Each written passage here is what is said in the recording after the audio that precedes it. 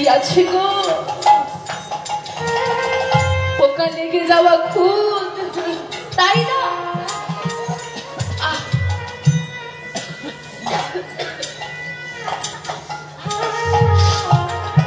খুদে পোকা লেগে গেছে,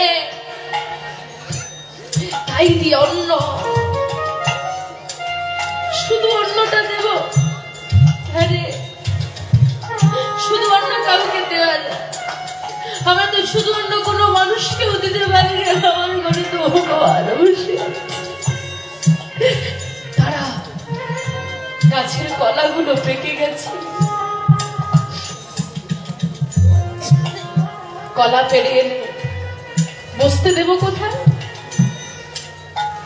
হ্যাঁ, আমার ঘরটা তো নোংরা হয়ে যাচ্ছে, কোথায় বসতে দেব আমি তোকে?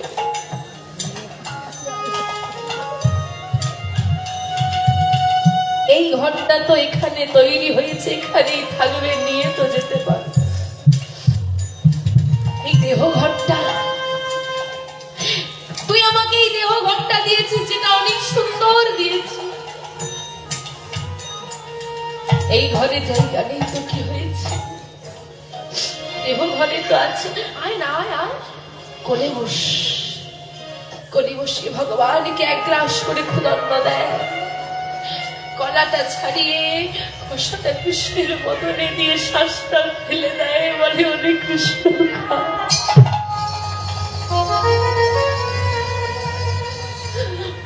তুমি কোনদিন কলার খোসা সেবা করেছ? ভগবান সেবা করবে।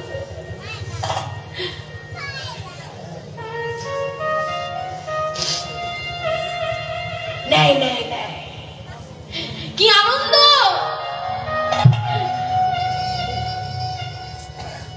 রাজভোগ ছেড়ে দিয়ে সে কলার খোসা সেবা করছে, কি আনন্দ! কৃষ্ণ পিসিমা থামলে কেন? দাও,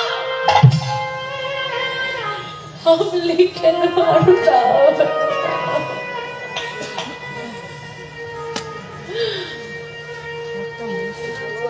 ওই যে রাজভোগটা, ওতে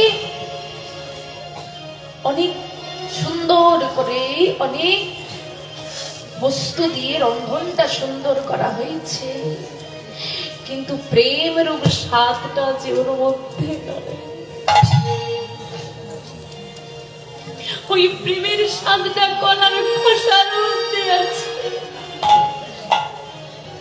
ওই ভক্তিটা যে ওই পরাশরী বাইরে ভাঙা ঘরে। ভগবান তাই সেবা করলো, তবু দুর্যোধনের অহংকারের রথের দিকে ফিরেও তাকালো। তাই গোবিন্দকে যদি কিছু নিবেদন করতে হয়, মা, স্বর্ণ পাত্র লাগে না, রাজভোগ লাগে না, দামি পোশাক লাগে না, বড় মন্দির লাগে না, শুধু নয়ন বাড়িতে মন তুলসী আর ভক্তি চন্দনটা মর্দন করে যদি নিবেদন করে দিতে। ও হে কৃপা,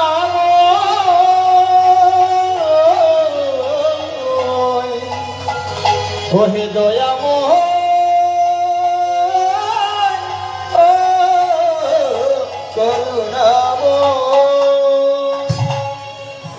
ভগবান সারা জীবন থাকবে, থাকবে গো থাকবে, তোমার এই মন ঘরে বাধা।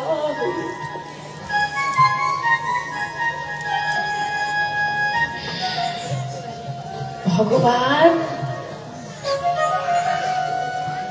ভক্তি দেখে, সম্পদ নয়।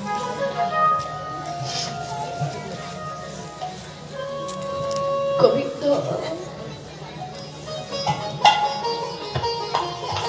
এই জগৎ সংসারে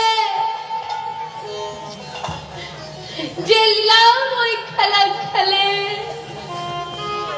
সেই খেলার কোনো হিসেব আমরা দিতে পারি না, আমাদের কাছে নেই। ভগবান কখন কাকে কৃপা করে আর কিভাবে কৃপা করে, শুধু এটুকু জেনে রাখবেন, কেউ সুখী আছে বলে আপনারা ভেবে নেন যে ভগবান ওকে কৃপা করেছে, আমার জীবনে কষ্ট, আমার জীবনে দুঃখ, আমার উন্নতি নেই, আমার দিকে ভগবান ঘুরেও দেখে না, এই ভাবনা হলো সব থেকে ভুল। আপনি কীর্তন শুনতে বসেছেন, মন দিয়ে কীর্তন শুনছেন, আপনারই পাশে বসে একটা বাচ্চা ভীষণ দুষ্টুমি করছে, আপনি যাকে চকলেট দিতে পারবেন, চুপ করতে বলতে পারবেন, কিন্তু মারতে পারবেন না, কারণ সেটা অপরের সন্তান। কিন্তু আপনার সন্তান যদি কোনো দুষ্টুমি করে, কোনো অন্যায় করে, আপনি কি করেন? শাসন করেন, বকেন। ওগো, পরের হলে তো শাসন করা যায় না, ভালোবাসা যায় যাকে, তাকে তো শাসন করে। ভগবান যাকে আপন বলে মানে, ভগবান যাকে বড় ভালোবাসে, ভগবান যাকে আপন করে নেয়, তাকে তো শাস্তি দেয়। কারণ সে জানে তুমি নিজের সন্তানকে যতই বকো, যতই মারো, কিছুক্ষণ পরে সে মা বলে আবার জড়িয়ে ধরবে। আমি আমার যে আপন ভক্ত, যাকে আমি কষ্ট দিচ্ছি, ও যত কষ্ট পাবে ততই আমাকে আরো শক্ত করে জড়িয়ে, ততই তো আমাকে ডাকবে। দয়াময়, এটাই গোবিন্দের লীলা। দয়াময়,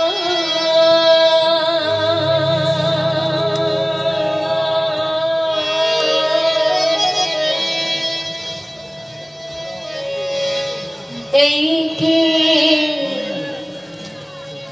তোমার লীলা?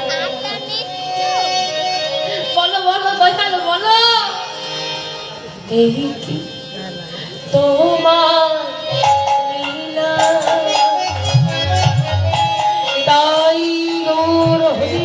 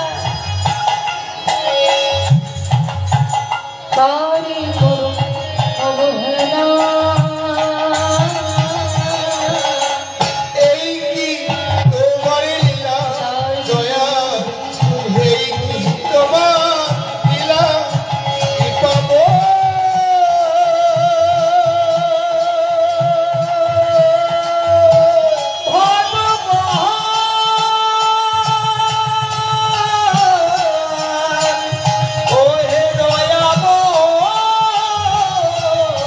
ওহে কৃপা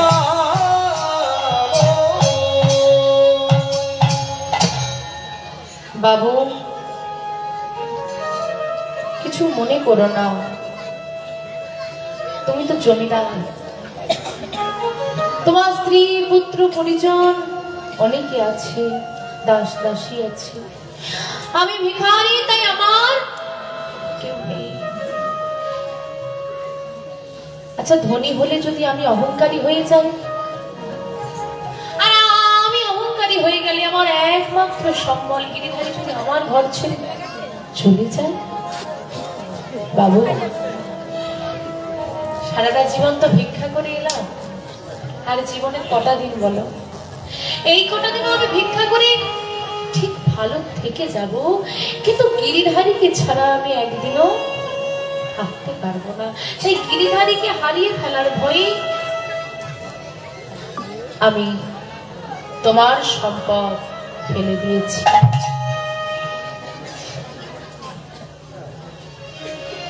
এদিকে ভিখারি তো চলে গেল, দাঁড়িয়ে রইলেন লালাবাবু,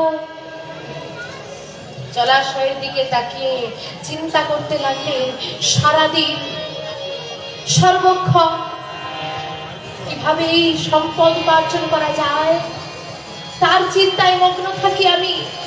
কিন্তু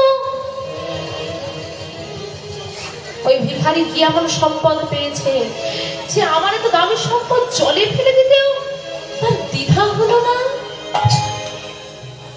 ভগবানের লীলা। এক ভিখারি এসেছিল যে লালাবাবুকে জমিদারি ছাড়া করেছিলেন, আরেক ভিখারি এলো যে লালাবাবুর মনটাকে জমিদারি ছাড়া করে দিল।